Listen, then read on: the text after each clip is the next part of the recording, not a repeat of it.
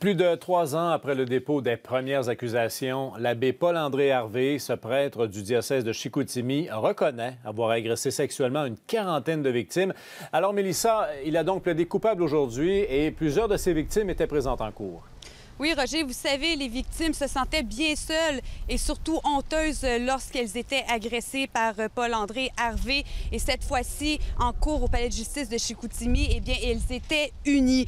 Donc, 78 ans, l'homme a 78 ans, il a plaidé coupable à de multiples accusations de grossière indécence et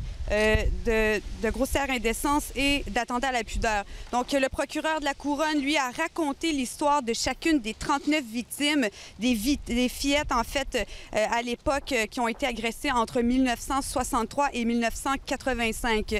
Donc, l'abbé Paul-André Harvey profitait de son autorité, en fait, pour commettre ses gestes à l'Église, au presbytère et chez ses victimes. Il a même poussé l'audace jusqu'à agresser l'une d'elles alors que sa mère était, en fait, dans la cuisine. Donc, aujourd'hui, certaines femmes ont tenu à raconter au juge en quoi Paul-André Harvey avait détruit leur vie. Sentiment de honte, peur profonde. On peut entendre l'une d'elles. Pour m'en libérer, j'ai dû envoyer ma sœur plus jeune. Pour m'en sortir, j'ai envoyé ma sœur plus jeune. Ça, c'est un remords que j'ai eu. J'ai vécu avec cette culpabilité-là parce que j'en pouvais plus. Fait que pour m'en sortir, j'ai envoyé ma sœur plus jeune parce que ma sœur plus jeune était plus forte que moi. Plus jeune, mais forte. Des situations vraiment pas évidentes, Mélissa, on le sent bien, les blessures sont profondes. Hein? Oui, puis le plus difficile, en fait, pour les victimes, c'est qu'elles n'étaient pas crues à l'époque. Après tout, c'était un homme d'Église. Comme l'une a expliqué dans une déclaration écrite, il était un abuseur d'enfants avec le pouvoir de la soutane. Donc, le procureur de la Couronne demande maintenant 8 ans de pénitencier. Quant à l'avocat de la défense, il en demande 3. Pour la prochaine victime, Suzanne Tremblay, vous allez voir que peu importe le temps dont écopera Paul-André Harvey, ça n'a plus vraiment d'importance. Moi, à 8 ans, j'ai été sentencée à vie dans mon corps et dans ma tête. Fait que je sais c'est quoi une sentence. Puis moi, qu'il ait 5 ans, qu'il ait 10 ans, qu'il ait... non, c'est pas important pour moi. L'important, c'est la vérité. C'est qu'aujourd'hui, là, merci la vie de m'offrir cette plateforme-là pour dire la vérité.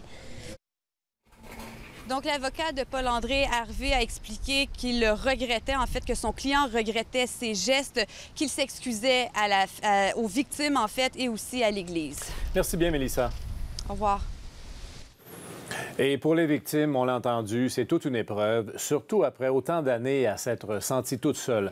Le Centre d'aide aux victimes d'actes criminels les épaule dans tout le processus. Avec nous, Mme Nathalie Lamy. Elle est directrice générale du CAVAC. Bonsoir et bienvenue, Mme Lamy. Bonsoir. Alors, plusieurs des victimes ont voulu briser le silence aujourd'hui, mais personne ne les a crues à l'époque. Comment est-ce que vous arrivez à les aider à guérir d'une blessure qui est si profonde? Bien, en fait, je dirais plutôt qu'on les accompagne. Guérir, c'est un bien grand mot. Je crois que par les services qu'on offre, le soutien qu'on offre, de démystifier avec elles le processus judiciaire, de leur offrir tout le soutien en intervention post-traumatique, psychosociale, ce sont des services qui aident à parcourir justement ce processus-là. Donc, la blessure demeure toujours là? C'est ce que vous dites? Il y a des gens qui nous disent que c'est une blessure qui restera toujours. C'est plutôt, on apprend à vivre avec. Oui. Aujourd'hui, on parle d'un cas qui est évidemment très médiatisé depuis 3 ans. Quel est l'impact de ce cas-là sur les victimes? Comment ils peuvent vivre ça, que ce soit autant vu et lu dans les médias?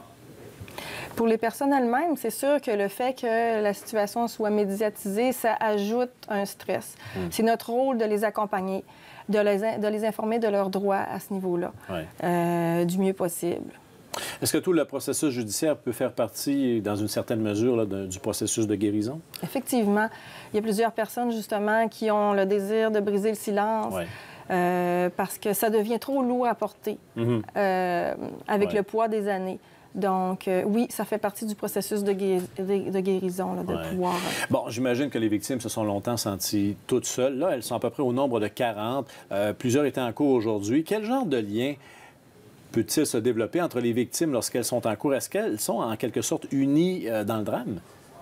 Effectivement, le positif dans un événement comme ça, c'est que les personnes, en voyant qu'elles ne sont pas seules, Oui. peuvent créer justement dans la démarche là, des liens avec les personnes qui les entourent. Puis en même temps, bien, je crois que c'est un message d'espoir pour elles de voir d'autres personnes qui s'en sortent. Ça brise l'isolement, c'est ce que vous dites? Qui brisent l'isolement, puis d'autres personnes qui ont un parcours un peu plus différent, qui vont peut-être être avancées un petit peu plus au niveau de leur processus de guérison et qui va là, justement leur donner espoir sur le retour à l'équilibre, le retour à l'estime, retrouver l'estime de soi que ça peut amener. On le souhaite en tout cas pour toutes celles qui ont vécu ces atrocités. Madame Nathalie Lamy, je répète que vous êtes directrice générale du Centre d'aide aux victimes d'actes criminels. Merci d'avoir été avec nous. Merci beaucoup.